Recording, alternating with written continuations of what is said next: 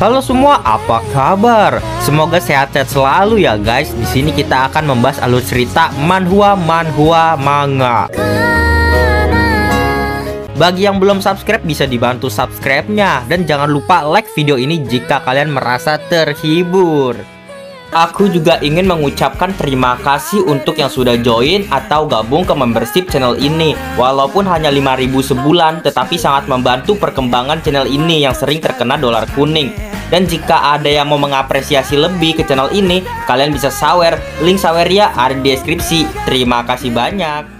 Kali ini kita akan melanjutkan komik yang berjudul Guruku Adalah Seorang Dewa. Oh iya, aku juga sudah membuatkan playlist untuk komik ini. Jadi jika kamu belum menonton part sebelumnya atau kamu mencari lanjutan dari part ini, kamu bisa cek playlist di deskripsi. Terima kasih. Di part sebelumnya terlihat Yang Yun telah mengalahkan pengawal dari Zeding dan sudah pergi dari acara pernikahan mantannya dengan menggunakan mobil barunya. Langsung saja kita masuk ke part selanjutnya. Di part selanjutnya Yang Yun pun mampir sebentar. Terlihat dari bukit ada sebuah tempat peristirahatan. Liu Lingling pun keluar dari mobil. Yang Yun berkata, "Kenapa kau tiba-tiba ingin naik ke gunung dan bersamaku?" Liu Lingling menjawab, "Adik kecil, kau ini aneh. Pembalasan kau belum dimulai tapi sudah berakhir." Yang Yingyun berkata, "Membosankan. Sekarang aku sudah bukan orang biasa lagi. Aku hanya demi melepaskan obsesi dalam hatiku. Maka dari itu pergi ke acara pernikahan mantanku. Hanya ingin memberikan penjelasan kepada diri sendiri saja." Yang Yun juga berpikir, asalkan menjadi semakin kuat, baru bisa membuat diriku bisa berdiri di tempat yang lebih tinggi di dunia ini. Dan baru bisa melindungi orang di sisiku. Tidak peduli perjalanan pelatihan yang begitu sulit, aku akan tetap meneruskannya. Liu Lingling berpikir, rasanya Yang Yun sudah berubah ya, atau bisa dibilang temperamennya menjadi dewasa. Keren sekali dirinya. Liu Lingling berkata, "Hei Yang Yun, sekarang kau masih belum lulus dan pil kecantikan benar-benar sudah memberikan keuntungan besar terhadapmu. Tapi perjalanan ke depannya masih panjang dan kalangan dunia bisnis sangat besar. Kau jangan menjadi sombong ya." Yang Yun menjawab bahwa dirinya berasal dari keluarga petani yang biasa. Meskipun di masa depan sesukses apapun, dia juga tidak akan meremehkan siapapun. Dan ia paling paham hidup di tingkat paling bawah itu seperti apa. Yang Yun hanya akan menggunakan kemampuannya untuk di tempat yang benar. Mendengar jawaban itu, Liu Lingling pun berkata, "Ya sudah, baguslah kalau begitu. Pemandangan di sini benar-benar sungguh bagus ya." Tapi Liu Lingling berkata bahwa dirinya akan kuliah ke luar negeri untuk waktu dekat. Mendengar hal itu, Yang Yun sangat kaget, tetapi ia menghela nafas dan ia bertanya, "Hal yang bagus, kamu pergi kemana?" "Ya, Perancis. Kakak laki-lakiku juga berada di sana sekarang." Yang Yun pun melihat ke langit. "Ya, begitu ya. Ya sudahlah." Liu Lingling bertanya, "Yang Yun, setelah aku pergi, apakah kau akan merindukanku?"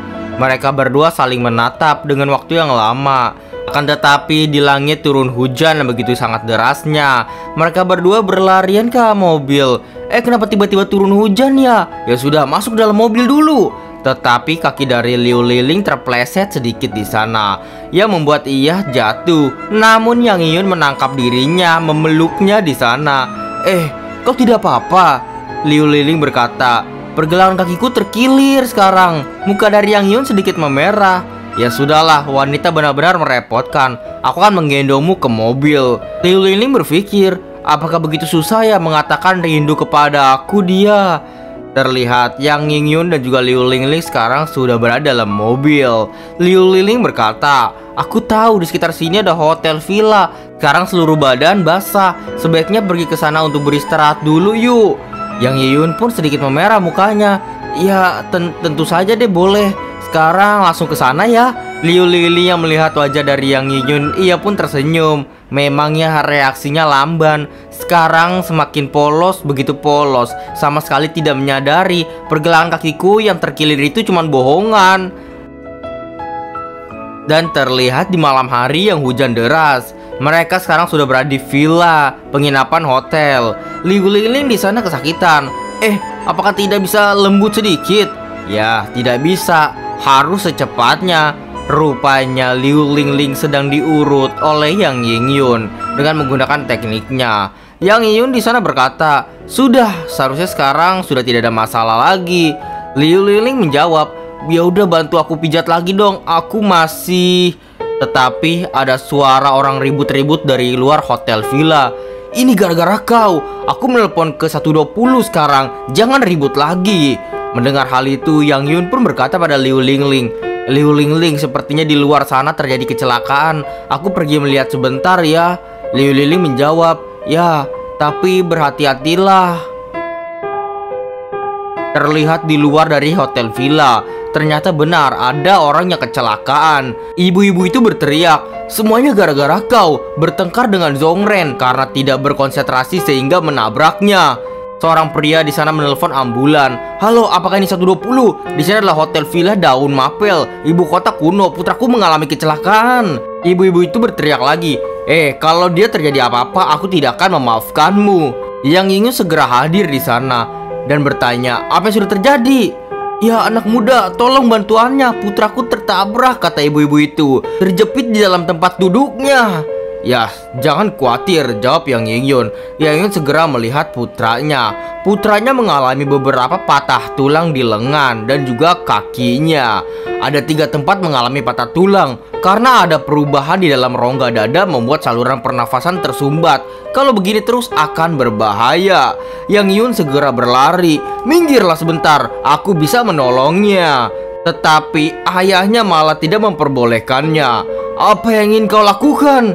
Yang Yun melihat orang itu pun sangat kaget karena di belakangnya ada roh jahat yang sangat berat. Tetapi ibu-ibu itu menangis. Hei Museng, hentikan, aku lihat anak muda ini juga bukan seperti orang jahat. Ya, kau biarkanlah dia untuk mencobanya. Yang Yun segera melihat putranya itu. Jangan menghiraukan itu dulu lah, menolong orang lebih penting sekarang. Dan ia menotok bagian yang penting. Ya, menggunakan 13 tangan urat nadi untuk mengeluarkan darahnya dulu. Setelah itu Yang Yun memakai tenaga dalam untuk mengobatinya. Sekarang aku menghentikan pendarahannya dan sudah hampir cukup. Setelah mengobati begitu lama, Yang Yun berkata, sekarang nyawanya sudah tidak berbahaya lagi. Tunggu kedatangan ambulannya saja. Pria itu memohon maaf pada Yang Yingyun. Ya maaf ya karena ketidaksopananku tadi. Aku tidak tahu kalau Tuan adalah seorang dokter.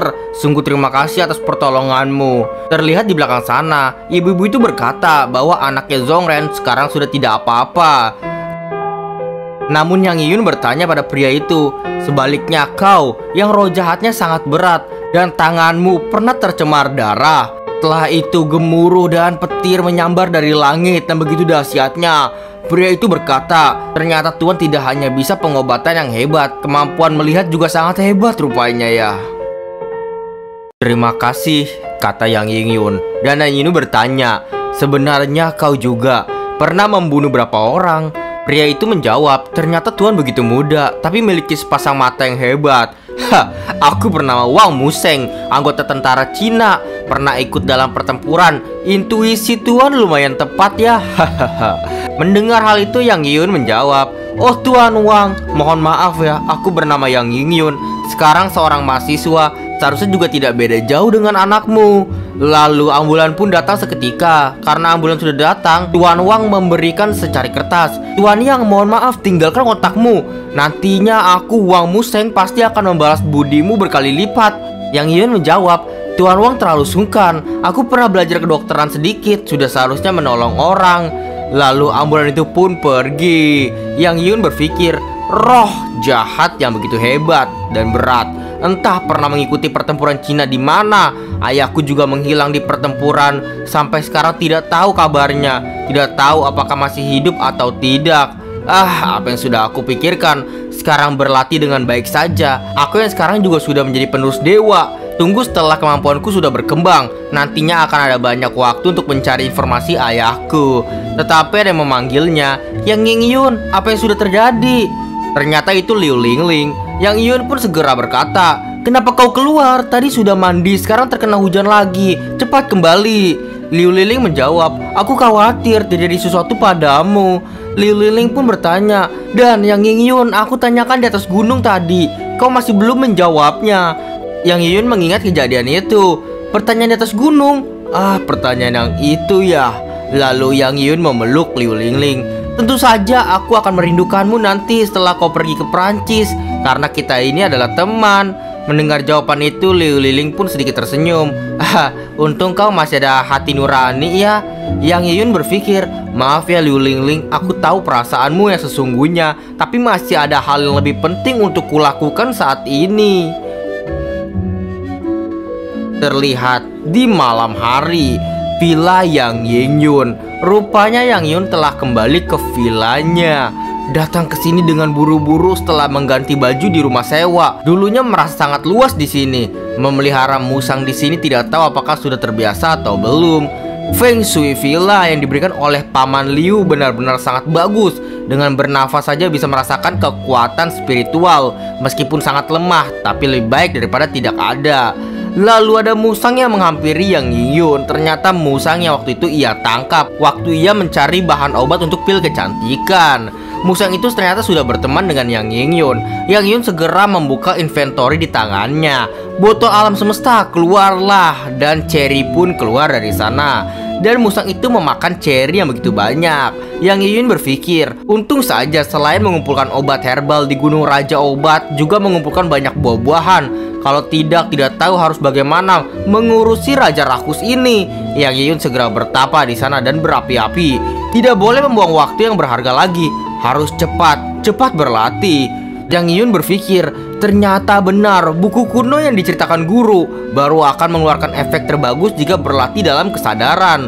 Meskipun buku kuno bisa terwujud dengan botol alam semesta, tapi di luar dunia tidak ada cara memahami esensi buku kuno. Dan ia bertapa dari malam hingga pagi lagi. Sudah hari kedua ya, sepertinya teknik pull up 5 elemen sudah hampir berhasil.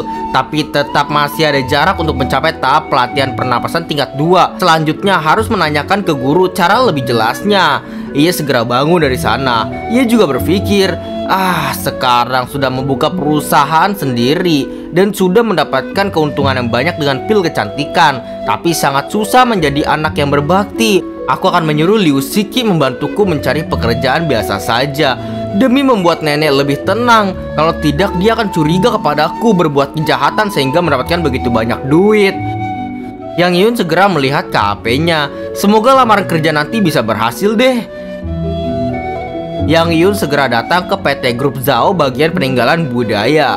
Di sana ada seseorang yang memanggil. Apakah kau adalah tuan yang direkomendasikan oleh Direktur Liu? Yang Yun menjawab, betul. Tapi kau itu siapa ya? Aku adalah Mei Yogan, manajer departemen personalia PT Grup Zhao bagian peninggalan budaya.